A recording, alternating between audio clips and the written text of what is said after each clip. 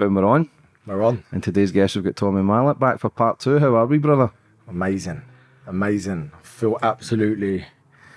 Since the last time we spoke 4 years ago, I feel like... Do you know when I just walk through the door and see her, it all come back to me. Like the good, the bad, and where I was at that time, yeah? And how quick it's gone. But then also, with it, is the lessons I've learned along the way has been unbelievable. I'm like, I feel so prepared for the next stage of my life now. We're there, when I'd done that first one, I was angry. I was like, I wanted it so badly. I was willing to lose everything while I was doing it. And didn't really understand life then, man. So I was there preaching on a podcast about my life and I didn't know fuck all. When now I've been through it, really been through it, and I've learned so much. That was the start of our journey, but we'd already been through a journey. And like you say, we'd come through a lot. And over 4 years, we've not stopped. We said that 4 years ago, where we were going to take things. We've took things to new heights. There's been roller coasters, ups and downs, madness, laughter, cries, tears, pain. This is life, I think. I think everybody goes through it. I think with our mindsets, we're always reaching for new heights, new goals. Everything's limitless. More pressure, more problems, more money doesn't bring happiness. I've soon fucking realised that. Everything I've craved, everything I've searched for, I've ticked all the boxes, and it made us more battle more now than I was at the start of the journey when I was going through my mess. Yeah. But it's good to see you. No doubt we'll create fucking magic today. Every time we connect, it's powerful, it's magical. And yeah, we're just two boys just trying to fucking do stuff in life. You just said this there, yeah, that about when you get it and you just you don't feel fulfilled, do you? So you start getting it in and you just feel like, fucking hell, I thought it was going to feel different to this, yeah? And that made me do a lot of searching and made me really start wondering what was going on, because I'd be doing the next thing, it was the next craze. And then I sat down with someone, it's like, you need inner peace, man. Without inner peace, you got nothing. So I started searching for that. And I feel like a different person, man. 4 years ago, your Mallet was still taking off. You took it levels. Yeah. How's it been so far? Well, I took it to where I said I was going to go. But it was... I always thought, yeah, like when building, that was it and that was my life forever. So there was good parts and bad parts of that, because I always thought, yeah, I love doing this and it's my baby, but at the same time I thought, fuck, I'm stuck here. So when something bad would happen, I'd think, oh, I can't take this no more. So I was, a lot of the time of building a company, I was just battling so much. But for me, I was so driven to take it to where I said I was going to take it. Nothing else mattered. So I just find myself constantly grafting and constantly pushing through barriers. And yeah, I was winning. No, I can't say I weren't winning. I cracked America after seeing you. I learned so much about myself in doing so. But with doing it, like, a lot of money come. And when a lot of money comes, you become a target. And then the more fame you get off the back of something, you become even bigger a target. And the next thing you know, you spend a lot of your time dealing with shit, which you never used to have to deal with. And for me, I was just wanted Mallet to just be Mallet, and I wanted it to be huge. But then I had leeches onto me that just started leeching me worse and worse and worse. And there comes a point where things happen and you think, fucking hell, man, I need to offload this because it's getting painful. Because before, the love for the brand, what I had, yeah, made me just forget about anyone around me, and I didn't think of anything else. But when you're actually, like, and all the leeches, you sort of just carry it. But then it comes a bit heavy, man. And you start, when you have a kid and you've got your family around you and you're constantly stressing, you just end up fucking thinking, you know what, I can't do this no more. And I got to that point, I think, after your podcast probably didn't help me, I'm going to be honest with you. Thank you. No, it helped me in so many ways, but it didn't help me in situations where people actually knew the real me and people really started accepting me. So it changed my life, because people, it's the first time I ever spoke about who I was as a person. So all of a sudden I've got people in vans like, yes, and they loved my story. So it was a relief for me to tell people who I am, but then it gave me like this different sort of fame that I never had before. Where I was on Towie before and I was like a reality star, but then now everyone's like, whoa, that geezer's actually a sick businessman. And they started looking up to me a bit more on that. And with that, it started causing a resentment for people around me, I think. Jealousy? Yeah. What is winning to you? I've had two different types. Winning was when I was trying to get to the destination of like becoming a multi-millionaire and buying the houses and the cars. And then now winning is waking up every morning and being happy and doing something that I love and being able to see my little boy before he goes to bed. That's winning, man. Like, because when you've had it all and then you've lost a lot at the same time, having it all doesn't help you at the time, especially when it's like loss that you can't help. For example, when we lost the baby in April last year, there was nothing that could bring that baby back, but I had loads of money around me. But my missus didn't care how much money I had around me. She was so fucked off of it. She was so bad. And I remember sitting there thinking, how can I help her? What can I do? Is there anything I can do to make this any bit better? And there wasn't. So then it showed me everything I'd been out there trying to grab couldn't help in that situation. So me being there and being in a good mindset is the only thing that could help. So for me, winning is keeping a strong mindset, staying away from anything that I get addicted to, staying away from partying, being there for my family and just doing the right thing. That's what winning is for me right now. How was it when your missus lost the baby? Horrendous, man. Horrendous. It's like, I've spoke about it so many times. It just don't get better, man. It don't get better because where I'd had this perfect little boy and he's still the best thing that ever happened to me, you sort of, when you find out she's pregnant, you think, you look at him and think it's the next version of him. So you sort of visualize what the baby is. And she lost the baby at 3 months. And we was getting scans every week to try and fix the problem what was going on. It was a chromosome issue. So we got attached to this baby and like, because obviously my positivity and how I've always lived, I'm like, everything's going to be fine. Everything's going to be fine. Until they tell you it's not going to be fine, you think, fuck, what next? So for me, I felt I dealt with it really well because I had to. But watching what it done to Georgia was, I'm scarred by it, man. I could never be the same again, I don't think. Never. I just think it was just so painful to see someone you love just have it all to then bang. Because Georgia's always been good. Georgia's always just been positive. She don't really care about too much. This was the first thing I ever see hit her. And she took it so bad. And it's been a year of like trying to build our lives back up. And I feel like I'm really proud of where we took it and how we'd sort of dealt with it. But at the same time, people used it against me. And that's when shit started getting bad for me business-wise. Because it was the first time in 10 years that I'd ever took time out. And then I started looking at what I've built around me and seeing people was coming in. It was supposed to be helping me, but taking a piss out of me. Using my, like, what I was going through against me, I believe. And it was the only time I'd showed a little bit of weakness in my life. I'd never showed weakness. And because I refused to. Apart from the bits and pieces I'd done in the early days on the depression before I knew what everything was. I feel like by me losing this baby, I showed a side to me which was vulnerable and people jumped on it. And it made my life hard, man. I thought the time where I needed people is when they really turned on me. Yeah. And I'm not going to get into what happened and who I've had problems with, but I've got a lot of companies, as you know. I'm not saying which one it was I've had a problem with, yeah? But I'll give it all for this one. And I built a big team of people who needed it. I didn't just go and get people because they was good at their jobs. I'd sit there and talk to people. People would go, I don't see my kids enough. My job's not letting me do it. And I would like feel sorry for them because I've got a boy now. And then go, no problem. I'll look after you. Can work from home. You can do this and that. And made people's lives easier because I thought it was the right thing to do. But then they're the same people that turn on you. They're the first people that turn on you.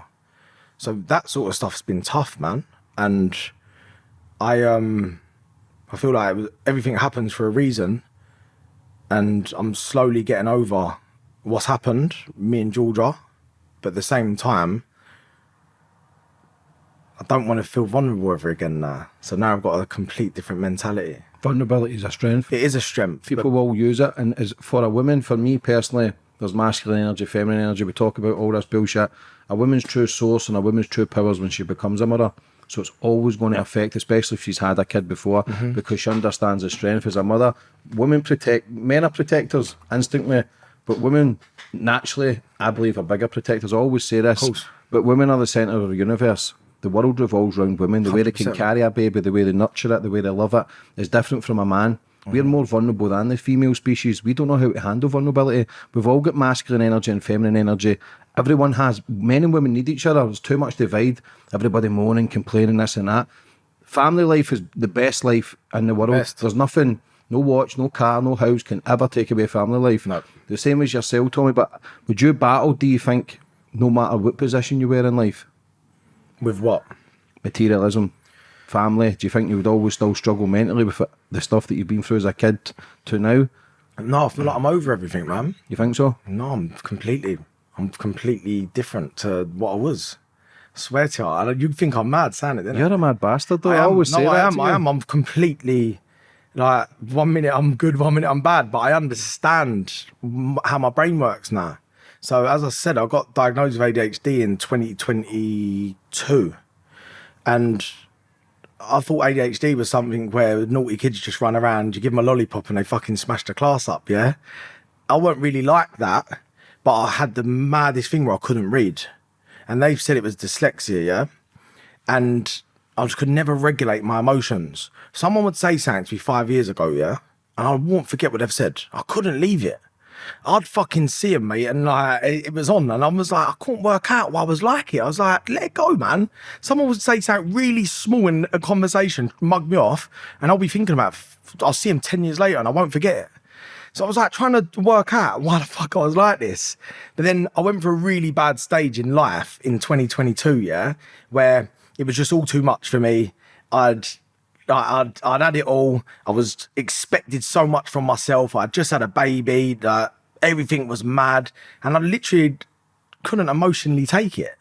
So I was like, George was like, you've got ADHD. I've seen something and I'm sure you've got it. So I can see the geezer. And he was like, so do we need to do this basically? From the start, I was just praying, thinking, tell me I've got something so I can at least try and fix it. And it turns out I've got ADHD, and it turns out it don't just make you that you're very like fast paced and shouting and screaming. It don't. You have come downs on ADHD. You have addiction. You have to be like all in on stuff, which in business it helps, yeah. But it can also tear you down at the same time. And it's the same as going out for a drink. I've always said I can't go out and have one beer. Like, I've never been able to do that. It turns into everything. And I've always thought, fucking hell, man, why can't I just go out and have a party? So when I actually started looking into it, it started answering so many questions I had about myself for so long. And that was the stuff that was taking my peace away. Because I just thought I was a nutter. And I am. Yeah. But I couldn't control how mad I was. So when I actually went and learnt about it and got help, I was so against like medication. And I ain't going to mention all the other stuff that was going on around the time. I didn't do any of that. I'm completely like, I eat healthy. I don't even drink fizzy drinks. I've never put anything in my body unless it was at a party. But like, I've not had any, I'm not going to say what the word is for it, but during the pandemic, I didn't have any of that stuff. Like, I didn't have no Cocaine? I didn't have any vaccines or nothing like that. Fuck all that. No, but what I'm saying is, I'm not saying that, I'm not against that. Yeah. But I'm just saying personally, because of my mindset, I was just worried to put anything in my body. I wouldn't even take fucking antibiotics. So when I got told I had ADHD, I was like, well, I ain't going to take medication because it's just going to make me like someone who I'm not, and it's going to fuck me up, yeah? But then I had to weigh it up and thought, well, I either do this or I lose my family and lose everything because I'm uncontrollable how bad I'm getting. I was getting so much worse as the days get on. I couldn't even order in a restaurant. I could not order in a restaurant. If it took too long for them to come over to take my order, I was going off my head. I was honestly getting worse and worse and worse and worse. So because I obviously was against putting anything in my body and I always have been, I thought, well, what am I going to do? I need to either fucking go on medication or I just need to fight this battle. I won't make it. I will not make it. Do not think, unless I got help for this ADHD, I would have made it past 40. Something bad would have happened to me. I could not have got out of this because it was getting worse and worse. So I went on medication and I went on a really small dose of it. I went on 20 milligram of something called Elvance. It's a stimulant, yeah? And people put their nose up at it and go, you aren't in my position, so you can't say nothing, right? There's no opinion you can have because you weren't inside my head. I'm waking up some morning and I'm fucking got a Barry White song in my head and it's in there since I woke up and it goes at night. I thought that was normal. I couldn't think without having music in my head from when I was a kid. Imagine being in that. Imagine not knowing that you can't gamble, because if you put £1 in a machine, you are going to spend everything. So I started looking into it and seeing it is in my family, yeah? And I thought, well, I need to be the one to change it. I can't go out like this. I need to work on it. So I went on these tablets, and I couldn't read from when I was a kid until I was 30. Took the tablets, could read and write, could express myself. I could think about other people's emotions before I just act on them. I could do maths. And mate, everything I've been told since I was a kid about how all this madness was just down to me having ADHD. I didn't have depression. I just didn't know how to deal with my emotions in my own head. That was all it is. If you don't take those tablets, where would you end up? No, I'm all right. No, if you didn't take them. If I didn't in the first place. You're talking about losing everything, suicidal. Well, I was breaking up with Georgia. I was moving out of my house because it was better for me not to be there around my kid. So I was newly engaged. I was breaking up with Georgia, and I was happily to move out. She was happily for me to go. Would I have been suicidal? I don't think it would have ended that way, but it would have something bad would have happened, man. I would have jumped out. I would have had road rage and done something stupid, or I would have fell out with the wrong person. I don't know. I'd always been that guy that everyone loved, but I was slowly becoming someone who a lot of people could have hated. And I was always that chirpy guy that everyone liked. But mate, I couldn't go into situations. I couldn't walk into a room. My whole life become like 24 hours before, I'd be thinking, all right, no worries, it'll be over in 24 hours. That little event I've got to go to, it'll be over in 12 hours. Don't worry, I can walk through the door. It'll be over in 2 hours.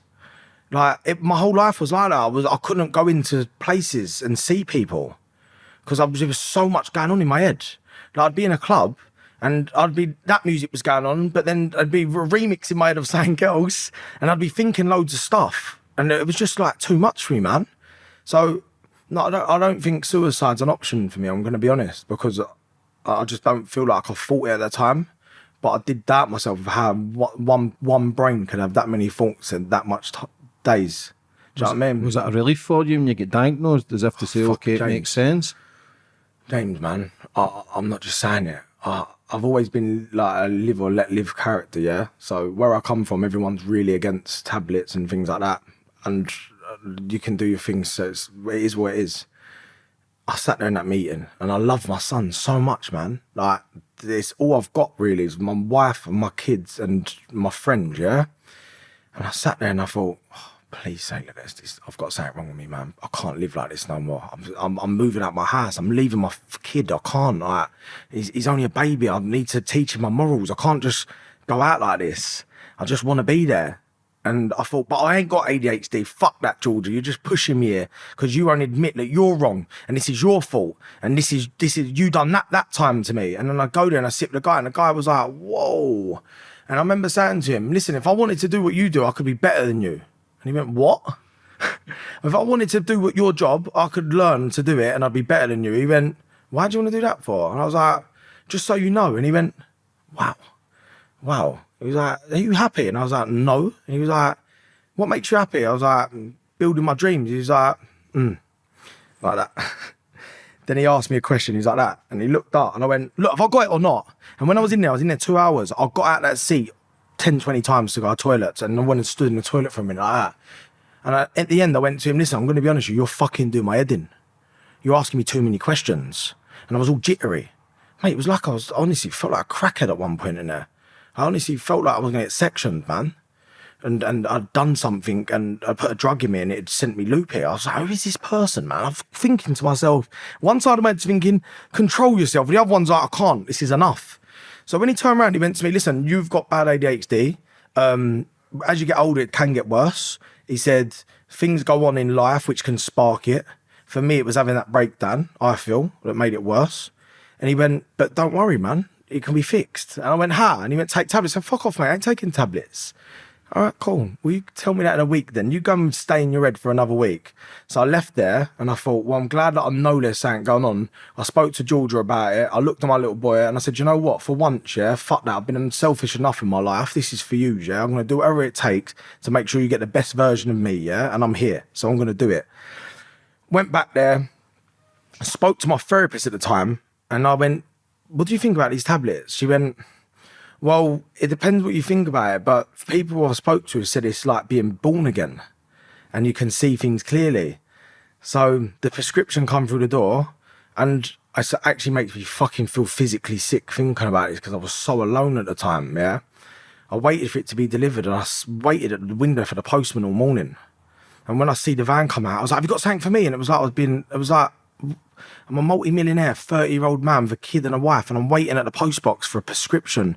And I'm doing anything for me to get through this, yeah? And he was like, yeah, I've got something for you. And I've got it. And I fucking didn't even shut the door, mate. I just run to the pharmacy. And I didn't even have money on me. And I got there, and obviously, like, George is ringing my phone, and I'm like, she in the camera, like, I'm doing all madness. This is how mad I'm going. I've never even thought about this. I slammed the door behind me, actually. I didn't leave the door. That's because no one was in, yeah? I'm waiting for this prescription at the door. I'm there all day, and I'm start thinking, you're going off your head here. But with the ADHD, I'm telling myself I'm going off my head, but at the same time, like, shut up. It's fucking mad, yeah? I see the postman, run out the door, slam the door, grabbed it, and I sprinted to the post office, to the pharmacy. Didn't have no money on me, mate. Have you got this prescription for me? I'll come back and sort it out for you. And he went, oh no, we ain't got it. There's a shortage in the UK for it. So all of a sudden, I'm thinking, fucking hell, is this a sign for me not to take it? But I thought, fuck it, no, I'm not going to do it. I run to the next one, got it, took the tablet, and it was like, woof. Mine just stopped. That quick, mate. That quick. So all that erratic behaviour, and that's why I had to tell the story like that, was me running to these pharmacies, like my life depended on it. I had this tablet and everything just calmed. And I remember going back in my kitchen and I started crying. Because I thought, fuck, that's just sent, my mind's gone. So I ring my brother. I'm like, Ben, I've just took the tablet, yeah? And I'm only thinking about this conversation with you. And he went, huh? So I was like, I think it's sending me brain dead. Come round. There's no music. There's no other thoughts. I'm just thinking about you. He went, yeah, that's how you're supposed to be. And I went, whoa. You can actually concentrate and just speak to one person and only think about engaging with that person. He was like, yeah. I was like, wow. Okay then. So that was it. Why did it get so extreme? Obviously, I know you've got ADHD, but was it a build-up of pressure of life, or was it always going to come to that case? I think it was were you in denial? No, it was always going to come here. I couldn't control what I was thinking, man. Unless you're in the edge, you can't understand it. It's very, very hard to understand, man. It's very hard to explain without sounding like a nutter, but there's so many people out here who's going through what I've been through, and if you are going through it, I'm telling you, you're all good. You're not going off your head. Like, there's ways and natural things that you can do. Like, I'd sit in the ice bath at 3 degrees for like 10 minutes. I'm fucking off my head, mate. I'd go out there, my Corey's gone. That sounds like shaking like that. And I'm scared to go to the fucking doctors, as I'm talking to you, I know that I'm relating to you because I know what you've been through, yeah? And did I make a lot of mistakes because of this ADHD? The way I can look at it is this, yeah? Is everything happens for a reason in life. Everything's fixable. Everything at the time seems so bad, yeah? But when you get over it, it's never as bad as it seems, yeah? Worrying takes away from the peace from tomorrow. It doesn't solve the peace from today, and it don't solve tomorrow. When you've got ADHD, you can't think like that. You're just all in.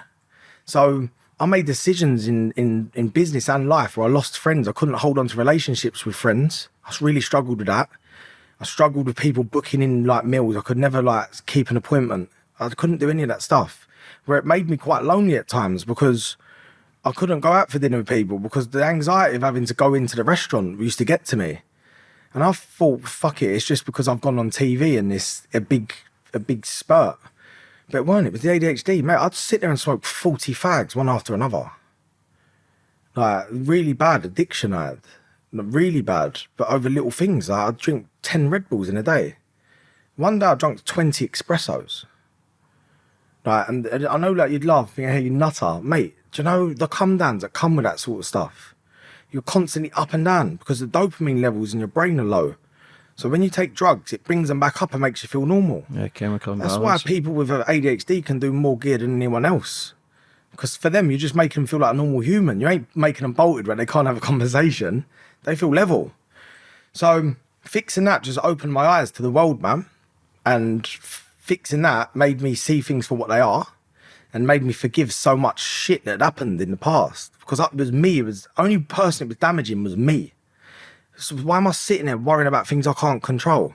And I learned, and mate, it just changed my life for the better because I understood how I thought. I understand why I acted that way. I understand why I fell out with that person and took what they said wrong. But I understand why I used to say things and then it used to get to me for days after thinking, why did I say that? I'd say comments to people and it would daunt on me for time after. Why did I say that? You shouldn't have said that, you idiot. Like, there was so much stuff that I was dealing with in my head. I needed the help and I took the help. And with getting that help, it made me look at wider what was around me and how much work I was really putting in these businesses for people. And the ADHD was really pushing me to just outwork everyone. But at the same time, wasn't letting me look around me to see that I was getting the piss taken out of me. And then I started learning to read and started reading emails and seeing how muggy people actually was towards me. And it started sending me a little bit the other way, man. And I thought, fuck this, man. I've done so much for everyone. And it's time for me to focus on me and my family and for what I think's right. So I ended up, after the baby loss, taking some time out. And it was the first time I took time out, going back to my business. And it weren't my business no more, man. It had changed. Why? Because you think everyone's there, you think everyone respects you, yeah? But it's only when you're in leadership or something. Because when you're not, they don't give a fuck, they're on to the next thing. So the people you feel like's loyal around you and the people who do anything for you, when it comes to the next person, they just jump.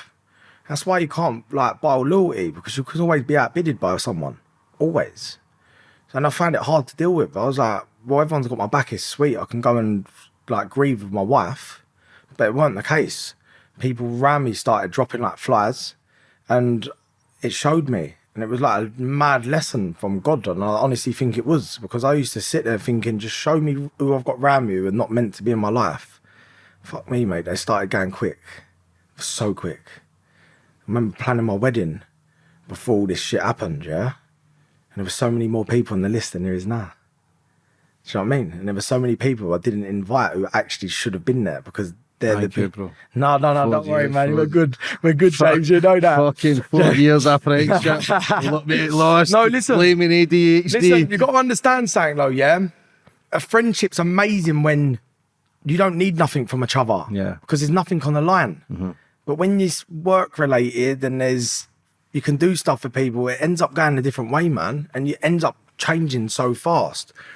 So friendships grow when you don't, like, we've known each other, what, 4 years? Not once have we asked anything of each other, Never. wanted anything from each other. That's why friendships grow as a bond, because you know, okay, he's not out for something. He's not out for the connections. He's not out for but you this could or that. though, and I wouldn't think anything about it. I wouldn't think anything about it. Yeah. I would, if I needed something fast, I wouldn't never tell anyone no, and I would never think anything of it. But when you get leashes round you, at least you want is a bit of appreciation at the end of it. And when I started becoming really recognised for what I was doing and getting a big name, I started getting mad hatred from people around me, and they wanted what I had. And unfortunately, not everyone can have what I've got, because I'm talented. I can tell a story. I can connect with the media. I'm good at making products. I'm very good at what I do. And I always had that like bit of imposter syndrome with, have I just catapulted off the back of tower and made this? But now I realise I can think straight. No, I'm very, very good at what I do. So no, you've got to give yourself credit, because I will always tell you how amazing you're doing, proud of you, and I wouldn't say that lightly. And I appreciate because that. what you have achieved is unbelievable, from the kid from London to then fucking taking things to new heights, progression, admitting you've got problems, because we've all got too much pride. I won't admit I've got faults, problems. I'll admit it myself, not to anyone else. Nobody will see me vulnerable. Like I said, your vulnerability is a strength. I know that. Nobody will see me vulnerable. I'll put posts on social media, but part of that, I think, is manipulation as well. Very good at it. Con man. Of course it is. But you're conning yourself at the same time though, innit? Because really you just want to let people see the real you, and this is the real me. And I wanted to show the real me for years, and this is the real me. I'm spiritual. I'm like, I love my family. I've got a bad temper sometimes, but I always try and do right by people. I don't let people take the piss out of me. And then I woke up and said, I've let people take the piss out of me. What the fuck's happened to you? So then things started getting a bit sour, and I basically just thought, well, I need to break away from where I am. So I had resigned as a director of Mallet. Yeah. I felt at the time I resigned because I'd give it 10 years of me really pushing. I wanted different things in my life because it was getting a little bit sour with a few relationships. I wanted to basically give my family the best version of me. and I'd lost a baby, and all I wanted to do was get the baby back. So basically wanted to do whatever it takes to make sure Georgia gets what she lost and basically have a baby. So I resigned, and off the back of that, I just had a bit of shit to deal with. And for me, I've not made any decisions that I think is wrong, and I've done everything the right way for me for once, instead of just worrying about everyone else. And when you do that, that's when everyone turns on you, innit? Mm-hmm. So, look, I don't want to be encrypted around the situation, because like it's long, but I've been in court dealing with something, and I won, thank God. I lost a lot of money in doing so. I lost a lot of time in doing so. So it did basically damage me, because it took a lot of time defending myself on something I didn't have to defend myself on. It was people I was friends or / family with, which I thought was really tough. And it's very hard when you're sitting there in court with someone that had been in your house in Christmas around your family. And it's even harder when you read the bottom of a letter and it says assets I've got, and it's got my house on there that my fucking 3-year-old kid lives in. So because of a dispute that I've got with someone, you're willing for me to lose my house that my kid lives in. That's really it fucked me up a lot, I'm going to be honest with you. Because when you're doing everything for everyone, it's like everything's all good. But as soon as you stop and try and think about yourself, everyone just wants to put you down.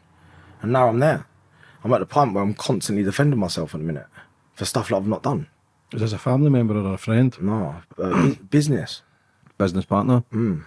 What's the whole outcome with Mallet, though, if you can talk about it? Look, the rumours you've lost it, that's why I'm here. I need to put the record straight. But as I said, look, yeah, I'm in a place where I don't wish any harm on anyone, yeah? If I'm in court with you, and even if I'm losing, I swear to you, I don't want any harm to happen to you. I don't want you to be in this place. I don't want you to feel anxious. I'd love to resolve things with people. I've been in wars in my life. Like, I don't want to go through that. This is nothing. This is business. So when you've been through proper ag, like, where you've got to look over your shoulder every 10 minutes, you can't walk outside your front door, that's proper ag. This ain't proper ag. This is stupid. You're just paying lawyers to fight for you. So you feel strong, you can say what you want. But look, where it stands with me is this, yeah? I basically walked away from Mallet because at the time it was the right thing to do. I didn't sell Mallet. I felt like at the time, I needed to fix myself before I carried on. I wanted my wife to get better. I wanted to spend some time with my son, and I wanted to reflect on this loss, yeah? And with me doing so, I thought, well, if I can, I'll resign as the director, let someone come in and take my place, yeah? And let the vision go elsewhere, and just let someone give it, because you get the point where you get so obsessed with it, you won't let anything change. So I thought, I don't think that's a good way of like running a business, especially if it's gone 10 years. It might need a new fresh of commercial eyes on the company to do so. So I was willing to do that. So I stepped back. And in the meantime, I've got a business with my family, which is obviously Citrine. It was a family thing that we made during the trauma. There was a lot going on in our lives, and a lot of shit was happening. It was a bad time for my family last year. So we was all getting more spiritual. My mum's psychic as well, yeah? Yeah, I love your mum. So then next thing you know, we're like carrying crystals, and like my mum's got around my neck, and then she's fucking losing it all the time. And then you feel like everything's like, when you go through bad times, you do anything to just feel a bit better. So three of the spiritual sides come. George is getting a reading every 10 minutes. My mum's off her nuts, vodka and orange in one hand, crystal on the neck. Sage. It's just, you go like that. So we end up, it's like that. So we end up finding like this sort of laughter in this spiritual side that we've always had, and we've always believed in it. My family of like, my mum's comes from a Catholic background. She obviously looks at it a bit different from a spiritual aspect. She used to take me to a spiritual church at the age of 6 to connect with spirit. And I'd never spoke about that part of my life. But when we lost the baby, it sort of come back, and I become that person again. So my mindset changed, and I was like, you know what? Fuck it. The only thing I can do right now is be positive. Yeah, there's no point me being in this negative situation because it ain't going to go away. So I'm going to do what I'm used to doing. I'm going to make things feel right. So we ended up like just working on projects together as a family just to get us through it. But at the same time, I've walked away from Mallet, still own it. Everyone thinks I've sold it. Everyone thinks I'm skint. Everyone thinks I've got a tax bill that's basically stopped me from pursuing other things. I've had to sell my cars. It's all bollocks. I invested to buy a business partner out of Mallet in January last year. And everything was flying at the time, yeah? I bought the partner out, so now it's me and another person, and then the business and the economy just goes bad. But the business is still performing very, very, very well. But the economy starts doing shit. So what we was earning before, we're not earning no more, but we're all good. We're earning, we're paying the bills, the business is profitable, it's all good. That's in January. The trauma hits me in April. I have to deal with it. So I step back. And then I'm trying to work out what I want with my life. And at the time, it was to step away from Mallet and just to make myself well again. So I still own that business, but I've got another business. At the same time, I'm getting legal letters telling me to stop what I'm doing, basically. And I can't pursue it. I have to stop trading as a business, yeah? And for me, I'm saying, why? Why do I have to stop trading as a business? I've got a brand there that does that, and I've got a brand there that does that. Citrune's a brand which is a spiritual sneaker brand, which is aimed at people who have been through trauma to make their lives better, and so they can manifest greatness and they can make themselves feel better. And personally, every time I put my foot in them, it makes me feel grounded. I feel different. And it's not a gimmick to sell them, but when you put them on, you understand, yeah? So I'm looking at them thinking, well, I'm not doing anything wrong. Like, I've got one business there that's smashing it, and I've got another family business here, which my family are just basically, it's not a big company, it's a family company. Why am I not gonna trade? Like, for what? What have I done wrong? You try to put the blockers on that. Well, it was a partner. Does that go against your business with trying to trade with something else? What do you mean? Like selling another product? Couldn't you do that? There was things where got brought up from years ago, which basically it was a load of shit, man. It was a clash of egos. And there was they tried to like stop me from basically pursuing what I wanted to do, yeah? And I'm a creative. So my passion is for making things come alive in front of me. It makes me feel good about myself, yeah? It's what I do. I like creating things. So I'm like, well, look, I've stepped away from Mallet. I'm not going to sit there and be depressed every single day because I'm fucking just sitting here. I need to be active. I'm just doing things that makes me feel good. So I obviously don't sign it. And I said, no, fuck that. I'm launching. I'm not letting no one stop me from doing anything I want to do in my life. I've paid everyone a fortune. I've been the driving force for fucking years. I've made everyone. I put everyone where they are. I don't give a shit what anyone says. I put them everywhere where it was. It was me. I was the man behind it. I am Mallet. I always will be Mallet. No one can stop that, yeah? And I'm at the point where I'm trying to defend myself with something I've built. No way. How can I do that? I can't let that happen. I fucking can't let no one tell me what to do. I'm going to look at my son in the face and say to him, Daddy, just basically, I'll give in. No, fuck that. That's not who I am. I'm a machine. You know I'm a machine. I know, yeah, brother. Because I'm sitting here now and the start of this is for me to tell people I've changed my life around. It's because I'm quite passionate to make sure anyone who feels down, there is hope. And there's more than going out and abusing your body. You can fix yourself. And that's why I'm calm at the start here, yeah? And you're probably thinking, what's happened to him? I'm still the same fucker that you knew 4 years ago, yeah? And I'm still the man who can make things happen. For me to receive a letter close to Christmas to tell me I'm not allowed to do something makes me worse. Because I'm not wishing no harm. I want everyone to win in life. Why can't I just carry on doing what I want to do? So it was the case of where I either said, I'll sign that and say I won't do it, or I'll go and I'm going to carry on because I feel like I'm in the right. And I thought that it would have been sorted by a discussion, but the ego won't let it. So we've had to go to court, and I won. Because I ain't stopping for nobody, especially if I'm not right. If I'm wrong, I'll be the first one to say I'm wrong. I'll be the first one to say that I'm wrong, and I've always done that. I've always been the one that's gone, I've dealt with that wrong, I'm sorry, I could have done that a separate way. I've always done that. And I've always thought was my best trait. Because sometimes I give people a bit too much slack. I thought, you know what, they're a bit weaker than me, so I'll just tell them it was my fault because I can just get on with it. I can't bother people having a face like a slapped ass.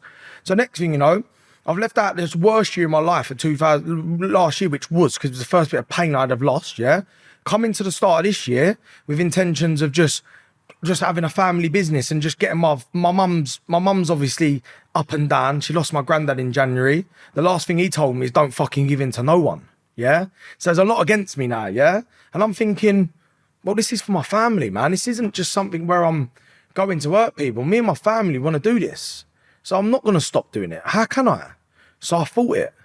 And I've been in court and dealing with a legal battle for months, like months and months and months. What could have been sorted from a conversation. It could have just been sorted by a conversation. Do you feel as if you can enjoy life now better? I was enjoying life when it was happening anyway. Well, yeah. Can't keep me down, mate. What's What the a battle fucking- with the kind of getting the cars, selling the cars, getting the cars, selling the cars? Is that ADHD or what do you think that is? The original one, yeah. I'm going to be honest, y'all. The original one, when I said it, I said it on a podcast and I was really struggling. That was the time when I was struggling with ADHD, and I can't watch it back, mate. I was off my head. Off my head, yeah. Anyway, I come home one day, I had 2 G-Wagons on the driveway and some mental Land Rover Defender and an SLS, yeah. I had like 1.3 million quid's worth of cars, yeah. I weren't driving none of them. I was driving the G-Wagon to work every day, and I just felt like it was making me a target. So when I said I'd get out of the car and people were doing shit for themselves, and I'm just jumping out in a G-Wagon and putting petrol in a car and acting like fucking no one can touch me, and I don't want people to feel shit at themselves because I don't want to make myself a target. But obviously people take what they take out of things I say. So that one there was, people told me I couldn't buy them cars because they was hard to get. So I made it like I was collecting fucking football cards, mate. I bought up all these cars. I was going through loads of shit and it weren't making me happy. So I sold everything because I wanted to just start from scratch. But then, like, my little boy likes Ferraris, so I bought a Ferrari. But then everyone's saying, fucking hell, you said you weren't going to do that. I was like, fucking hell, yeah. I do a lot to say that I'm going to not do things again. Every time I go out and have a turn out, I tell my missus I'm not going to do it again. I do it the weekend after. It is what it is. So I feel like I was judged a lot about that. Tommy Mallett's bought a Ferrari. But the same editor who put that in the paper was the same one to go back and say, I've sold a 200 grand Ferrari to make me look skint. She was saying it was 500 grand 3 months ago. The car thing, is it ADHD? Yeah, completely. It is actually. It is, because you have to be obsessed with something all the time. So 1 minute you're obsessed with fitness and health, then ice baths, then you're obsessed with looking at cars online and you've got to then get it. And then when you get it, you don't want it. It's mental. It's a fucking mental thing to have. So yeah, the car is on that. But it's like, yeah, I'm dealing with it, innit? Like, When are you at your happiest, Tommy? Nah, I'm very happy now. That's because you're sitting across from me, Yeah, I am. I'm glad to see you, but I feel phenomenal now. I feel phenomenal because the place I'm in right now is, I worried so much about ever being here. But I've been here now and it's not that bad. So I feel amazing. I feel good. Yeah, you look happy. I feel happy. Calmness is a strength, because obviously 4 years ago it's fucking ass. Yeah. Traction, Yeah. But no matter what way you were, you still set out and achieved what you said you would do as well. Yep, so whether 100%. you're calm or that method of thinking does destroy you. Every billionaire I've interviewed, none of them are happy. Yeah. And I've identified with that. I'm chasing a dream of money. Got the farmhouse, got the cars, got everything that I need. But yeah, I'm still not happy. So what I had to do was take myself out and realise, wait a minute, happiness is a mindset. Yep. I know people with a camper van who camp outside, camp in the van, travel around fucking Europe, and they're so happy with just living on the edge of nothing. Exactly. But yet, all these people chasing this illusion of limitless fucking mindset of, I want to be the number one, I want to be the biggest and the best. People need to stop buying into the But bullshit. it takes money for you to say Yeah, that. I wish Jim Carrey says that. I wish everybody could taste fortune and fame. I've not got mega fame or mega money, but I've got enough that I should be happier. But he says, I wish people could enjoy, see fortune and fame for what it is, taste that, so they know it's not the 100%. answer. You don't know what you want, innit? Like, until Yeah. you experience it, you don't know what you want. Look, them years for my life of being a lunatic and chasing this dough was the best fucking thing I ever done. Because I know it was dark times and I was mad. I didn't know what I was thinking from time to time. I still set out and done exactly what I said I was going to do. But now, I understand it completely different, and I know how to build things to last. You can't be erratic and not make big mistakes, because it just don't work like that. So now I understand planning. I didn't understand planning before. If you told me about planning, I'd tell you to fuck off. I'd say it's going to slow me down. But now I understand, yeah, that, all right, I'm going to go for a few years of hardship now. And I'm not talking about not going to be able to eat. I'm still going to have a lovely house. I've still got my kids still going to be well looked after. But boo-hoo, I've had to sell a fucking Ferrari. Who gives a shit? Do you know what I mean? Who cares? I'm so happy because I've done what I said I was going to do. I was in a place where I was earning so much money, I could have just been happy sitting there. But like, Let me rephrase that, because that's the point there. I was earning so much money, could have been happy with the money, but I weren't happy inside of what was going on. But now I've stepped away from something and I am fucking so happy, man. I know you're going to think I'm a nutter. I am, you're right. I'm an happy nutter because I go home every day and I don't feel like I've done anything stupid, where before was just so intense. So now I want to build things slow and I want to enjoy the ride, where before it was just so fast. And I understand I've made so many mistakes in my life, I'm not going to make them twice. And as I said, the worry that you have and the constant driving yourself mad of doing it fast is the thing that ruins it. Do you think social media plays a big part in people's mindset? Yeah, of course it does, because everyone wants to be like what they're seeing everyone living in Dubai right now. It's just like laughable. Yeah. It's jokes, man. Like when I go to Spain, yeah, and I spend the summer there, there's more multi-millionaires surrounded you than you've ever seen, yeah? None of them lot give a shit about how they dress, about their watches. Like, they just don't give a shit. So when you see everyone in Dubai, yeah, and doing all this madness and everyone's destined to do that, you think, wow. But we've bought into the lifestyle. We've bought into everybody's living a better life than us. For me, it's to come away from social media. For me, it's to come off grid within the next 5 years and just enjoy life. I don't need to put myself out there and live life to the full potential, because I believe, like I said earlier, happiness is a mindset, and I believe on social media, it doesn't take you to a good place, especially with reels and the attention span coming down and looking at everybody else having a great life. Everybody's scared. See what you're going through, what you went through. Every man who I speak to feels that way because of the pressure of life, of man. Nobody understands, man, especially our own fucking species. We don't understand fully what the fuck is going on in life. I always say it, but there's no blueprint or manual how to actually live it. And the pressure that's on us, we don't speak. We get angry, we get agitated, we get fucking high on life. I'll make more money, I'll get this car, it'll take away the pain. The pain's always there. Every day I wake up in pain. Yeah. And I think I need to keep striving, because my family needs me, my mum, my kids, my sister, they all need me. So there's pressure. Nobody says, are you okay? They might say it and you go, yeah, I'm fine, fuck off. Yeah, of course. But really, if we actually sat down and go, well, wait a minute, I'm actually in pain. They go, okay, how can we help? But you say you don't need to help. You know what you need to take from that, yeah? And it's what I've learned. And I honestly feel like if I've got anything, it's wisdom out of this, man. Because you feel like, yeah, I've got to be there, I've got to do this, I've got to do this for my family, yeah? Your family would rather you be at home and be happy than coming home late. And yeah, they've got a nicest house, but you're coming home and you can't even talk to them because you've had a shit that work. But I remember George saying, fuck it, we'll lose it all. We lived in a flat before. You drove a smart car, we was happy, let's do it. I don't care. I don't need this. And for me, that's when I thought, oh shit, let me look at this angle from a difference, yeah? Why was I so driven when I spoke to you 4 years ago? Because I had my first taste of money and I was petrified of losing it. I woke up every day scared of losing it. Why am I so happy now, yeah? It's because I've lost it. I've got it back. I've lost it again. It don't matter, man. I know the feeling. The feeling's not as bad as you think. It's not as bad as losing that baby in April. So it's nothing to me. I don't feel anything towards this shit that I'm going through. I sat there in that courtroom and I sat there and I looked at myself and I thought, I'm quite proud of myself, actually. I took this really well. Whatever way this goes, I've given my best and I've sat here and I could have been here and something worse is happening. So I'm really at that stage now where I feel like there's so much more to life than constantly battling for what's the next thing is, because you'll never find it. You whatever you get, you want the next thing. Like as soon as I got a decent house, I wanted one in Spain. As soon as I got that, I wanted a Ferrari. As soon as I got a Ferrari, I wanted a plane. As soon as I fucking think about the plane, I want an island. Like, mate, where does it end up? No wonder you end up getting all these mad things going on, because you can't fulfill yourself like that. So this is why I started Citrine, yeah?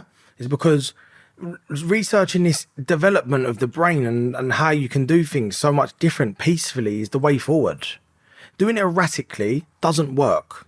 You might earn money quick, but you try and hold on to it because you fucking make mistakes. So for me, going into this spiritual side and this more calmer mindset is it's going to take me longer to do things. But I'm telling you now, and I promise you, yeah, I will go as far as I want to go. Like I'm limitless, man. I'm completely limitless. But I now know that I will stop one day. I won't go to the part where I'm just chasing my way into a coffin. It's not going to happen because I understand life better, man. And it takes trauma and it takes losses. And it's so much easier for me to say it because I've been through it than someone's just trying to get it. Because if I heard myself talking 4 years ago, I'd have said, shut the fuck up. You can say that because you've had millions and you understand how it is and you've got assets. Yes, you're completely right. But I've also had to go through the madness to get there and it ain't nice. So my tackle on life now is do things the right way, do it quieter, probably don't be as intense. Like I've made my mistakes and now I'm comfortably going to go out and start again. See, I used to think people who worked a 9 to 5, I used to think mugs. Now I look at them with envy. Maybe they've cracked the code. They're just there, get their paycheck, they know when they're going home, they know what holidays they can take. Dana White says it, when you're an entrepreneur, you're working Christmas Eve, Christmas Day, New Year's Eve, New Year's Day, you're doing fucking 18-hour shifts. Yeah. It's constant pressure. Constant pressure. Like I say, I used to fall into the trap of fuck the system, this and that, but you can be happier anywhere. And like we keep saying, happiness is a mindset. How you see the world, how you can appreciate. Some people go sweeping floors and fucking loving life, but they're happier than us driving about Ferraris, Range Rovers. It's fucking crazy. It's mad, but I don't know if that's our mindset as a whole. I don't know if we were lost souls before, during, and after. No, man. Listen, everyone's destined for different things in life. Yeah, I'm destined to be where I am today. I'm meant to be sitting in this seat. Yeah, I'm meant to have gone through what I've gone through. I'm good at telling the story. I'm good to act on things, yeah. And I did have happy moments when I had the Ferrari. I did have happy moments, but it was short lived. How long does the happiness last? I'm gonna be honest with you now, yeah, because I don't think I'm sitting here and saying that these things don't matter, because they do. They do drive you for better things. They do make you want nice stuff. Material stuff does make you want to go out and get it. Because if that didn't exist, you would just fucking wouldn't care. So you do want to have the nice holidays and you do want to go out and smash it. But you need to go and this is what I've learned, yeah, is you need to do it for the right reasons, because that happiness lasts minutes. I'm not even joking. Because say, for example, that car's cost you £500,000, yeah? You leave that car in the garage and then work out how much that's costing you a day. And every day you don't drive it, it'll make you feel sick. So for me, what I learned from all these things is this, yeah, is I'm driving a car right now and it's a 12 plate and I love it more than anything. I clean it on a Sunday myself, every Sunday now. I polish it. I'm in love with this car. It means so much to me, yeah? Because I've learned to appreciate things around me. And the other thing I've really learned, and this is the most important, is I went out there for one reason, yeah? When I first started, whether I've said on podcasts I had this reasoning which was different, it wasn't. All I wanted was to be rich, man. I know I might have said different things. If I look back at that person, I just wanted the money. I'd never had money. I'd heard my mum and dad arguing about money my whole life. I'd seen people with stuff, and society told me that was the life. So I thought if I got it, I'd be happy, yeah? And that's how I set out. And I set out to go and be rich. But now I've had it, there's one thing that I want. I want to make a difference, man. I want to make a difference. The money comes with that. But I want purpose. I want to change people's lives. I want to give something to people. I don't just want to build another shoe brand. I want to build a community. I want to show people how to manifest things right. And the way people have been taught to manifest is wrong. You think that you can just think about something before you go to bed and go, oh, this time next year I'm going to go out and get a private jet. Don't be so fucking ridiculous. It's not how it works. Manifesting to me, yeah, and this is what I'll teach along the way is this, yeah. Having that goal and putting it down on paper, yeah, makes you remember constantly what you want, yeah. You got to hold yourself accountable and go out and work. But then whilst you're going for that, you're going to be fucking going, woof, woof, woof. It ain't just straightforward. Manifesting is keeping hope and keeping self-belief inside you to go out and not stop. That's for me what manifesting is. It ain't you just go and ask the universe for something and they give you it. It don't work like that. And that's another thing where it's making people lazy. You're looking on social media and people are like, oh, I'm manifesting this dream house in LA with that car, da da da. I'm like, all right, what's your plan to get there? Because physically, how do you do it? And that's what I feel like, what I want to spread out to people is don't live that false life of you're just going to ask for it and then wait for it to come to you. It's not going to happen like that. There's certain things you have to do to go out and get it. And that's really what I'm about now. How bad was the booze and the gear? For me? Yeah. No, not bad, man. Because I've seen the last few posts the last few weeks. I didn't realise the extent of the party and you stayed out. Obviously, you know my backstory. With yeah. No, it wasn't like that. I was the best at it. Was that an escape? No. Do you know what? going on reality TV showed me a different world, man. And like, I was smoking, I was drinking, I was doing whatever. And really, I'd probably go out 4 or 5 times a year. But then when I go out, dangerous. Like, people I was with would love it for the first day and then go, mate, this fucker is a lunatic. Because I just wouldn't stop. So I never had a drink problem, and I've never had a drug problem at all. But I've always, like, coming from reality TV, it was so much more than going out and having a turnout. You're constantly scared what's going to come out on you. Constantly. You're constantly petrified that someone's took a picture of you at a party and there's gear on the table, or you're in the wrong place. You're constantly scared of that. So for me, that's why I stopped drinking. I stopped drinking. I think I've done 3.5 years, man. Because I thought, right, I'm doing well for myself. I don't want to put myself in a position where some fuckers like that have a phone. And now I don't give a shit. I'm not a reality star. I'm a businessman. Do what you want. I don't give a fuck. Yeah, that's a good feeling when Give you, a shit, when you work mate. for yourself Can't and put you've me got down. that fuck you money. You can't put me down. Yeah. How the fuck are you going to put me down? What are you going Every to do? reality star I know, though, that their heads are gone. There's no really anybody saying. Because they're all scared. They're living in a life that's not reality. Exactly. They're living in 2 separate lives and they can't separate what's real and what's fake. Yeah. It's fucking mad. Every reality star, every kind of actor, they're not really here. Not at all. I don't know if that's the creative mindset as well, because there's constant pressure to create views. I understand that as well, but they seem to struggle most than anyone I've interviewed. Because you become scared, man, because you just think like, for example, my first podcast, I was still sort of in reality, so I was scared to talk about certain things. And listen, my story's my story. I say what I want. It's my story. I don't give a fuck whether journalists are going to write about it. So what? Like, it is what it is. I've done loads of stuff. Look, I don't regret anything. I don't regret anything, but I was so scared for so many years. I feel like it caused me a lot of mental issues, man, because I was scared to be in the wrong situation, because I just felt like I was a target. Mate, I was on Towie. Who the fuck was I? I was just a reality star. Like, get over yourself. But that still made me worried. I was always worried that something was going to happen. When now, I'm so much at peace with it. And as I said, I've had the loss that changed my life. So everything else doesn't matter. Who gives a fuck, man? I don't care. I'm so happy to just carry on. I do not give a fuck, man. So I do feel now, the reason I'm happy is because I've had so much acceptance, yeah? And I've been through the shit. I hadn't been through anything when I told my first story. I thought I had. I was a kid then. I've been through real life now, and I appreciate the real things. And at the time I am in my life right now, what do I want?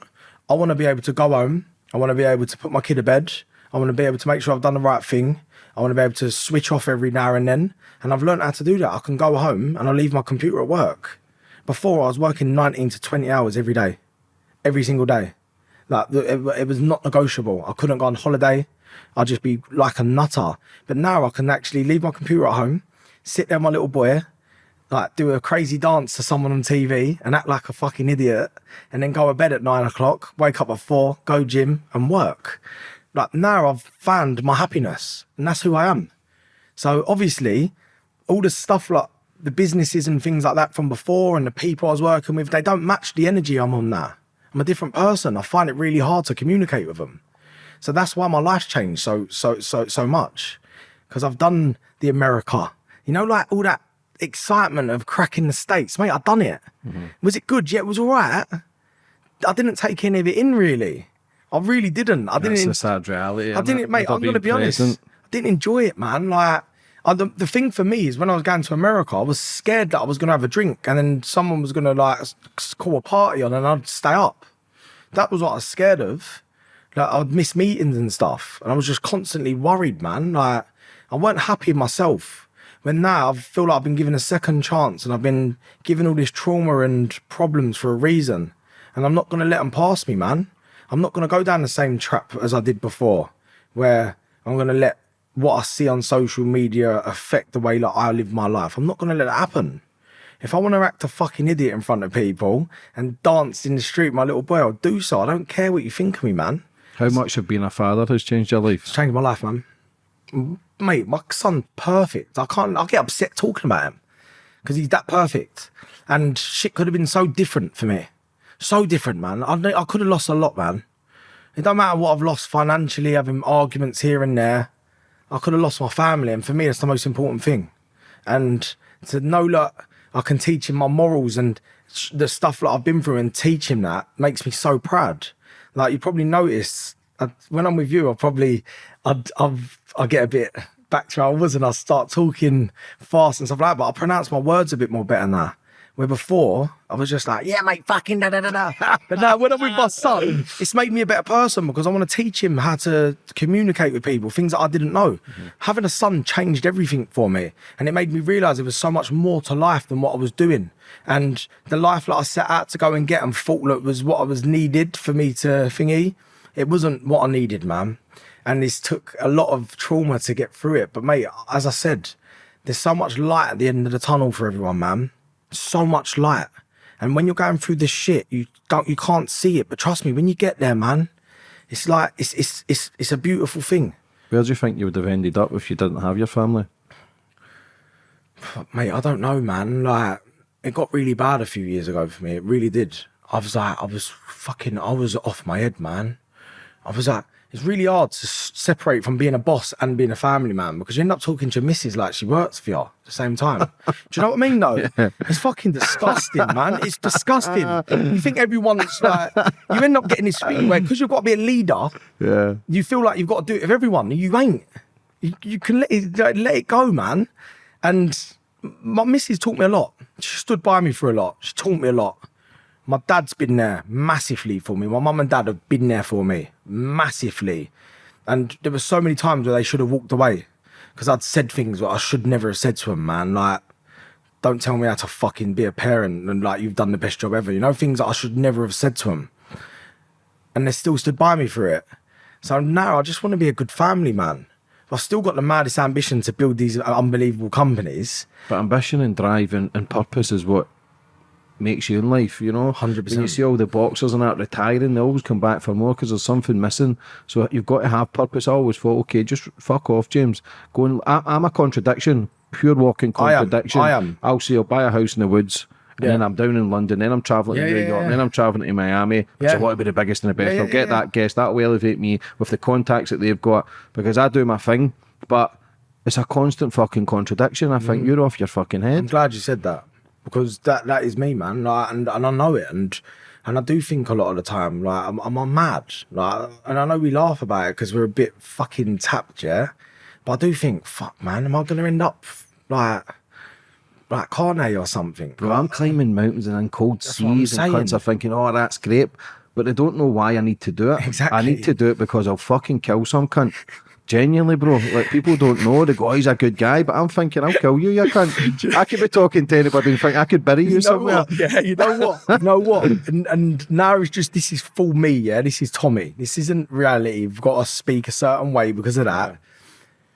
I'd have rows with people and the things that would be going through my head, I'd think, whoa, just don't think that. Get the fuck out of this situation. And it's took a lot for me to be able to, like, sort of calm me down. The thoughts are okay. I'll go out running and I'll think I could bury that cunt over there. Genuinely. And I've not spoke to him in 5 years. I'll think I could bury somebody James, there. Listen, I'll leave the tablet there. You don't got to take it or not. It's not true if you take it or not. You can do what you want to do. I'm not saying there's anything wrong with you, but if you listen to this back, mate, you don't need a fucking therapist to say you. Yeah. But listen, the way I look at it is this, James, yeah? Why the fuck are we so hard on ourselves, man? Why? Just live. Like, we might have a shit year last year, it might be a good year this year, but then really, when it's all said and done, who cares? Just living in it. So that's why I'm so different. And I know you're looking at me thinking, this fucker took a tablet and he's gone like, it ain't. I just don't want to be that person ever again where I've got like the intentions are not right for why I'm doing it. And it's all for the wrong thing. And I've got so much better stuff around me. Friendships, like, purpose. There's so much more to it, man. All that chasing is bollocks, mate. How was therapy for you? No, I don't feel like it worked, you know, because at the time I had that undiagnosed ADHD and I hadn't seen it. See, I've been a few times and I think I don't trust that cunt. Like, I'll speak and I think I'm better than you anyway. I could help you. Some of them look fucking terrible, and I think, how can you give me? Don't have to take it. I think, how can you give me advice when you look like shit? You know what? I think I judge a person in energy, and whether energy's real or not is a different ball game. I ended up out of prison. Just say, what did you say? Ever what? Whether it's real or not. Yeah, a lot of people deny it. They deny it. Frequencies, energies, yeah. People think it's hocus pocus. I done a Reiki course. Do you know why they think it's hocus pocus? Yeah, Because they've been taught by the system and don't want them to better themselves. Fucking hell, anyone that mate. Yeah. Everybody should be telepathic as well. Know how that way when the phone goes, you know it's somebody, you know who it's going to be. Everybody's telepathic. We just don't tune into the brain enough with the pineal gland and all that spiritual shit. But there's levels to it. There's levels to understanding, and we're like chargers. And when you're feeling drained, you've got to ground yourself. Sun gaze, eat right, fruit and veg. I struggle with that. I know the answers, but sometimes I battle because my interviews are very intense. So I'll go and eat my emotion. I'll not speak about it. How was your interview? I'll go, I smashed it.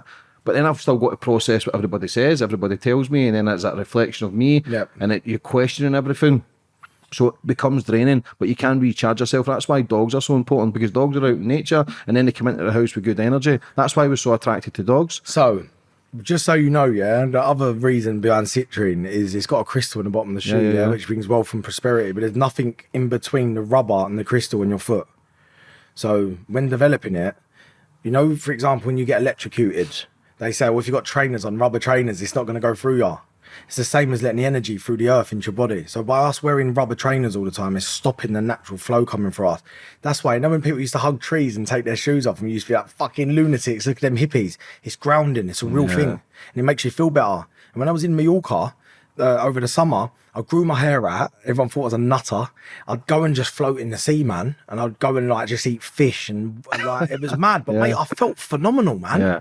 But society makes you feel like a nutter when you do that. Yeah. But I was happy. But it's the Native Americans, they used to grow their hair because their hair was connected to the central nervous system. Really? It used to heighten their feelings of fear. Yeah. But then you've got Buddhists who shave their hair. Yeah. So who's right, who's wrong? I just didn't want to trust the barber in Spain, innit? But with so many religions, so many... Listen, if you're religious and you're doing good in life, by all means do it. But for me, religion's no different from having an imaginary friend. There's no difference. Who is it? Who are you praying to? There is a higher power out there. For me, I don't know what it is. I'm open-minded to all religions. I've got Muslim brothers and sisters who I love Christianity. People who do homeless work turn to Christ and are doing amazing. Good on them. But for me, I just like to question it all. And like I say, it's all hocus pocus. Of course, Dr. Emoto used to take photos of the crystal and speak to the crystals, and they used to change the colours and change the frequency and the vibration just by words alone. So the spirituality is a thing. I think it's becoming too westernised now. I think people are then gravitating towards it because it's trendy. Yeah, same as wars, Ukraine, Russia, Palestine, Israel. People just support what they see in the media. So it's to stay open-minded to everything. Understand life's not... You don't have all the answers to life. To put it this way, yeah? If you know you're going to have a shit day, and you just got a something you don't want to do, what's going to be better? Waking up in the morning and going, do you know what? Fucking hell, I don't want to do this today, but whatever, just get on with it. We're lucky to be, it could be worse. There's so much worse position to be in life. We'll get through today, and then tomorrow we're going to have a blinder and whatever. We'll just make a laugh of it. Fuck it, let's just get through today. Your day will go faster than waking up going, oh my God, I've got to go there today. This is going to be shit. This is going to be shit. You're walking there. It's going to be a terrible day. Your day's only going to get worse. But if you're just sitting there and you think, fuck it, I'll just, whatever. It is what it is. I'm here. There's nothing stopping you from being positive, yeah? It's the same thing with all the spiritual stuff. You just have a different outlook on life instead of what we've been taught by our parents, which I personally feel like was negative. So that's what it's all about. And coming back to therapy, I'd sit there in therapy, yeah? And I'd be thinking of some mad shit when she was talking to me. To the end, I was just like, yeah, I'm good. But mate, my head was somewhere else. I was in Mexico. So it was mad. It didn't work for me, but it really works for other people. So for me, it's just been a really long journey of soul searching, yeah? And listen, we might do part 3 and I'll go, fucking, I don't know what I was saying at that time. But as it stands right now, I've got a very small amount of people around me, and I swear to James, I feel phenomenal. I feel phenomenal. I feel more ambitious than I ever felt. I know that this is going to happen. I know I'm going to go to heights that you've never seen. But this is the time now. Before wasn't. This is the time. Because I understand it now. I know where I need to go. I know what I need to do. It's not as much pressure. I've got everything I need. This is a bonus. You've got to separate them. Everything I need is at home. Yeah. And health. Everything else a bonus. And this is the mentality I've got now. So before, it was, you have to separate them. So now I've separated them, I honestly feel like I can go to heights that you could never imagine. I honestly do feel that. Because I feel like Everyone's destined to do more with them life, yeah? Everyone's searching for something. I know a lot of people hide it, and all I'm doing is spreading positivity now. So I'm happy for people to go, fucking hell, look at him, he's an hippie, he's gone off his nut, he's an urban hippie, what's he doing? That's no problem. But I feel happy doing that. Whereas before, everyone was going, hey, smashing it, wicked entrepreneur, proper, want to be like him. Trust me, you didn't want to be that guy. That was all a lie. You don't want to be that person. That person was not happy. That person was angry at the world, and that person just wanted money. You don't want to be who I was 4 years ago. You might like the story of where I come from and how I turned it around, which I'm proud of myself for getting there, but I was unhappy and I was probably better off with less. So the moral of the story is this, yeah? Be careful what you wish for. Be careful what you wish for, because you think you want that, but when you know what you got to give to get there, just be careful what you wish for. But life changes as well. The person we were today, we weren't yesterday. Everything 100%. changes. Like the shit we were talking 4 years ago, we're going to do this, we're going to do that, we're going to do that, la, la, la. We've done it. Yeah, We 100%. fucking done it. We were in America last year. 100%. Unbelievable. 100%. We just sold out fucking Glasgow, 1,500 seater. A guy you- from but doing a you knew you podcast was gonna do it, who was though. in a crack den 6 years But ago. You knew you was going to do Yeah. it. That's what I'm saying. But it doesn't mean fuck all. It don't. That's the fucking It don't. sad reality. It don't. You think But- it's going to fill all the pieces, you're going to feel that sort of accomplishment. I'll get small bursts of happiness for like 3-4 seconds, and then the negatives will kick in. See, this is the problem. And this is you talking to me, yeah? So let's not make it about you. That's where I was. That's where I was. And it's a fucking horrible place. And you upset me just saying that, I'm going to be honest, because that's just brought it back to me, man. I don't want that ever again. What you just said was where I was. It was like burst of happiness for like 5 minutes and I'm back down. I'm like, and then I'm like, an espresso to try and bring me back up. And I'm like, I don't want that feeling. It's made me feel uncomfortable, you saying it, because that's where I was. And I'm not there now. And when you Yeah. come out the other end of it, man, I'm telling you, James, it's just, all I'm saying is to anyone, there's hope, man. You just don't know where you're going, a lot of people. And you're hoping for the wrong things. But when you actually sit there and go, do you know what, fuck this, I actually do want just happiness, and you make a change, then you feel it. And don't let the society stop you from what you deserve. You deserve happiness. Everyone deserves happiness. What do you think life is? Without getting too spiritual and deep on it, I feel like everyone's here for a reason. And I think that's why everyone's got different talents. And I've always said, I told you things that I'd never have told anyone else. I said it on the way here, someone I was with, yeah? So your one is obviously, you've got this gift that can make people open up, to tell their story, to inspire. That's what I think, yeah? Mine's for me to go through the shit, show everyone that it's possible to do what I've done from where I come from and tell the story. And I think, I'm pretty sure that my life's written and we're supposed to be where we are today. That's what I think life is. And I feel like there's such a higher purpose to where we already are. I feel like you shouldn't take it too serious. I think it's about enjoying where we are today, innit? And I think the society is the thing that's fucked. It's because we expect so much from each other. And really, man, I just want good people around me. And I understand life now. And life's this for me. When I was driving Georgia to the hospital and she was losing the baby, I looked at her and I just thought, there's nothing we can do about this. We can't control this. That's real life. It's out of your control, man. It's completely out of control. So why are you trying to control everything all the time? Control freaks. That's what life to me is doing the best I can do with what I've been given. Waking up every day and just giving my best. And if I don't give my best, and if I don't achieve what I should that day, I'll give it another crack tomorrow. But I'm not going to walk around with my head down, constant worrying about this and that. Life's to be enjoyed. And I've had the experience now to show that it's not all about what we think it's about. There's so much more to it. The relationships, the timings, the energies that we share with each other, even the turnouts we've had together, them parties, they mean things, man.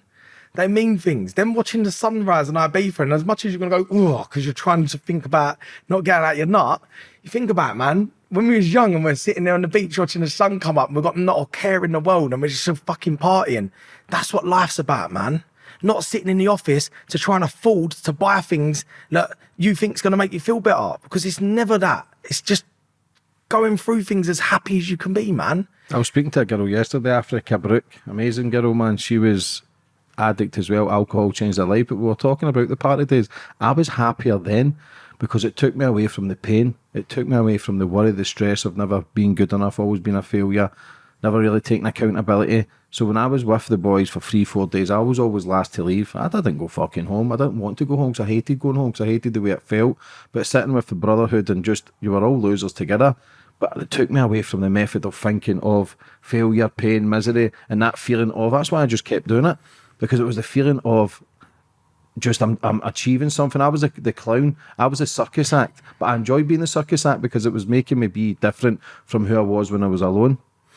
Do you know, right, and what you're saying is just, mate, I swear to God, you're older than me, and I've got mad respect for you, yeah, and I would never, ever be talked down to you or patronising, but mate, you've not even fucking born yet, man.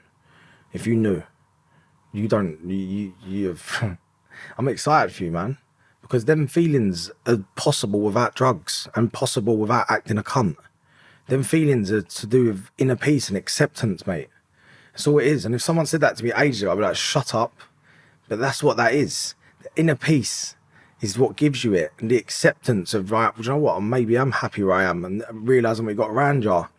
The other thing is you're just so erratic all the time, ain't you? And you just want to get out of your headspace, didn't you? Mm-hmm. I know the feeling, mate, because I've done it. But now when I get out of that and you can look at it a bit wider, it's like, yeah, I did love them parties. Fucking loved it. I was always the last one to leave. I loved every minute of it, but I feel like that every day because I'm doing stuff which is, I feel like I'm meant to be doing my life, and I've got less pressure, and I've got rid of all the baggage of every shit that I've got to deal with. Like, fuck the letterbox. I ain't opening the letterbox. Whatever. What's the worst can happen, man? And that feeling for me is priceless. And we get it from our parents because they was always struggling with stuff, weren't they? So we've then like took that from them, and then we was like, oh fucking hell, well, we better leave school, buy a house, go to college, like do this, do that, and all these timelines on life, yeah? When you just let that go, mate, it's pure happiness. I swear to you. Really is, mate. Why do you think your missus has stuck by you all these years? Because we're meant to be, innit? Meant to be. Like, do you think that's what makes a relationship? I think so. Listen, appreciating the good times, but also understanding there's going to be bad. You have them from both sides. Yeah. You have them from both sides, man. And for me, you got to accept it, and you look at it both ways, yeah? Is the grass greener when you look at it as a man and you want to go out and you want to live life because you've heard your mates talking about it?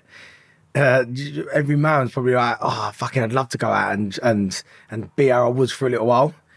But mate, what about all the lonely times and things like that? And you need that thing to come home to. It's the main driving force, man. It's being able to provide. For me, it's to be able to provide and be able to do my best for my family. And that's why I feel like we work so well, is Georgia accepts that from me. And she accepts that I'm going to go through a lot of shit. And I'm going to have ups and downs. Like, today is me for the last 2 years. Probably, 2 years I've been like this. She's supported me through the worst and the best. It don't mean we're always happy, mate. We have a lot of shit going on where we don't agree on stuff and we want different stuff. But we know deep down we're meant to be for each other. So you have to just get on with it, don't you? That's where I feel like it happens. What makes a strong relationship, especially in society now with divorce through the roof, people not working at things, too much temptation? What do you think the secret is to try and keep a steady relationship? I don't know, I ain't been divorced yet. Listen, I sort of accepted as well, and that sounds mad. I was like, George, listen, if I'm like this forever, I accept, yeah, we'll probably have all our kids. I'll probably buy you an house and you probably fucked me off. I get it, but I appreciate you now, yeah? I think the thing is with society again, innit? You feel like you have to rush. You feel like you have to have the house. You get to 30 and you go, oh, I don't own a house yet. Mate, as soon as you have a bit of ag and you go to court, they take the house off you. As soon as all these things that society told you you've got to do, they can take it off you.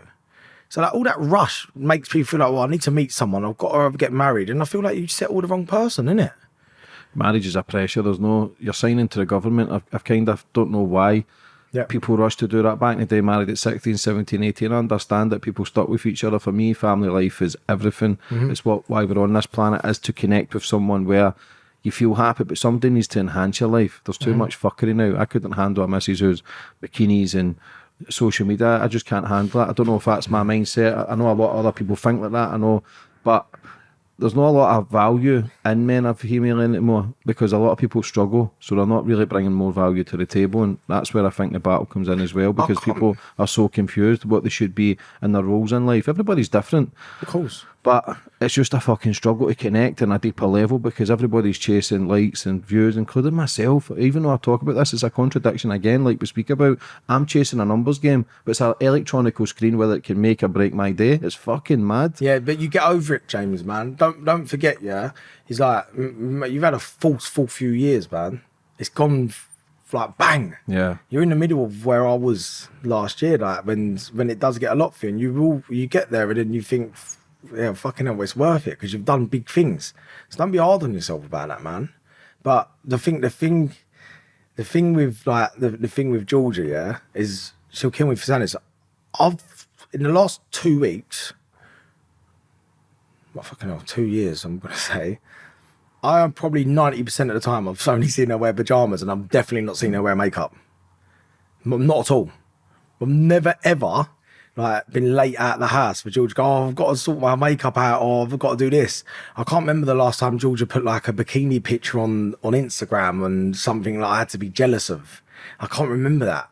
We've not got that as a relationship. I can't remember the last time that we had an argument about someone. We just don't have it. Because she don't give me any reason to get any fault of anything like that. It's just straightforward. We know how it is. It's with trust that creates the bond of a relationship. Yeah, so like, I know people like a bit of jealousy in a relationship. It's fucking dangerous. No, like, it's not mate, healthy. my missus ain't wearing like, and I would, if she wants to go out and she wants to look fucking in a bikini, and I'd be mad proud of her to go out and do that, but she wouldn't know. But motherhood changes people. Yes, it does. It changes people because once you become a mother or a father, especially mothers, it makes them see the whole world differently. For me, it takes them back to their true source and what they should be. And the woman, a best role for a woman on this planet, for me, is being a mother. Just the way they carry the baby, how their energy changes, how their whole vibration changes, how the nutrients change, how the umbilical cord feeds the baby nutrients and stem cells. Like, it's fucking a beautiful thing. But everything is backwards from the day we are born. Women giving birth on their back, giving birth under artificial lighting, coming out drugged up. Everything's going against gravity. They're cutting the umbilical cord, which is full of stem cells and nutrients. We're giving babies names, religions, football teams to support, label before they've even spoken. So we're confused constantly because the old cheesy saying is divide and conquer. Everybody's arguing and fighting, left wing, right wing, blue pill, red pill. Who gives a fuck? Be the better person you can be and just try and help people as much as you can. But again, we're living in a society where it makes us change and it makes us see the world differently. But that's why social media is there. It's a tool to create chaos. That's maybe was probably mine and Georgia's thing then, because Georgia, if you asked who the Prime Minister of the UK was, she wouldn't know. She wouldn't know. She wouldn't know any of that. Georgia, her mindset is every day is just to be as happy as she can. She don't get involved in anything. And she teaches my son, like, morally how she thinks he should be. She don't force him into nothing. That's how Georgia is. My house is a bit mad compared to how you'd think it was. It's not like we don't, like, film stories of us together and that. We don't do none of that. I can't remember last time I took a photo of Georgia. We literally don't do any of that. So I think that is probably the key to it, is we ain't trying to show no one nothing. It is there. It is what it is. She's the mum to my little boy. She does an amazing job. And that makes me want to give her everything. And that's why I married her. Because I was against getting married. Because I was like, fucking hell, George. Things people fall out of love, da da da. But then at the same time, I was like, no, fuck it. You deserved my same last name as your son. And you've done everything ever for me, and it is what it is. Is there any prenup or anything? No, you mad? Never. Yeah, I love that, Never. mate. But mate, we got married. I got married in Islington in the town hall. Yeah. What was the plans? Was that planned, or was that a spur of the moment kind of? No, mate, we had a bad year, yeah, and I was like, George, you know what? I think I've got a bit of ag coming, so we need to rearrange the wedding because it's supposed to be September. And I said, look, we're at the point now where we ain't gone like inviting everyone. We can change it, and it's just going to be. No one has to know. I was like, I think if we change it for the year after, let's look at doing that. And she was just accepted it. And she really wanted this wedding. So I was like, wow. I was like, listen, if all you want to do is have your day and get married, then let's do it. And then, of course, there's no prenup or nothing, because for me, she deserves everything I've got, and I'll give her every single last piece of it. There ain't going to be no point, mate, where, for example, if we fall out of love, I'm going to start arguing who gets the ash. It's all hers. Yeah. She deserves every single thing that she gets, that girl. That's everything. why I asked. I knew you would have. I knew She you deserves it all. you'd have said that anyway, but I was just obviously. No, and mate, you know clarifying that what? It because I always went appreciate through my that. head when I was younger, when I had nothing. Goes, Carl, I ain't going to work all this time for someone to take it off me. And I'm like, well, I'd rather her take it off me than fucking me spunk it all by losing my head. At least she'll probably use it in the right way. But no, I don't have any of that feeling whatsoever. I'm like, I'm just here for now. I'm not thinking about what's happening in years to come. I'm here for right now. This is my moment. This is my time. And I'm going to do whatever it takes to make sure it's the best time ever. Yeah? I've had enough time of me fucking moping and groping around and worrying about shit. This is my time. Yeah? And I'm going to make it a fucking movie. And every bit of shit that happens to me along the way, these court cases, when I'm thinking, oh, these people are turning on me, all I think is, oh, am I going to get to play them in the film? So I think, because if I didn't have this story, it'd be a shit fucking film, wouldn't it? So all I'm thinking now is that. And mate, I love life, and I appreciate every single person around me right now, the good and the bad. And I'm just excited for the next steps, man. And what is meant for me will happen. And that is it. I'm not going to fight against anything. I'm just going to take it. I'm just going to get on with it. And for me, life's beautiful, man. And it takes a long time and a lot of pain to realise it. So yeah, no prenup. Georgia can fuck off whenever she wants. She knows that. Yeah, it's all hers. And just as long as we're in the moment together and we're happy, that's it. What else matters? See, when you got tested for ADHD, was there any other test for anything else? Did they go through a list? Yeah, I think Autism, fucking bipolar. I think I'm a little bit autistic. Yeah, I'm scared to go, mate, in case I tick every fucking list. James, I'm going to be honest. Yeah, the medication and knowing what's wrong with me works mostly for me to be able to concentrate at work.